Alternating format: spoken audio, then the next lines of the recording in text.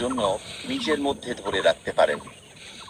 কোনো রকম জোর জবরদস্তি বা কষ্ট ছাড়া যতক্ষণ সম্ভব আপনার নিঃশ্বাসকে আপনার ভেতরে আপনি ধরে রাখতে পারেন। এরপরে পুনরায় আপনি আজ্ঞাচক্রের দিকেই মনোনিবেশ করবেন এবং আপনার মনের চোখ দিয়ে আপনার ঈশ্বর, দেবী, ভগবান বা গুরুকে স্মরণ করতে থাকবেন এবং আপনার নিঃশ্বাস আপনার ভিতরে আটকে রাখা পর্যন্ত আপনার ইচ্ছাকে বারবার মনে মনে উচ্চারণ করতে থাকবেন। যখন আপনি মনে করবেন যে আপনি আর আপনার নিঃশ্বাসকে ধরে রাখতে পারবেন না, তখন সেই নিঃশ্বাসকে মুখ দিয়ে ধীরে ধীরে ছেড়ে দিন।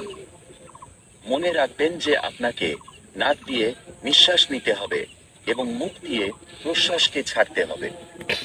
বন্ধুরা, এটি হলো এই বিশেষ ধ্যান পদ্ধতির একটি সম্পূর্ণ চক্র। এই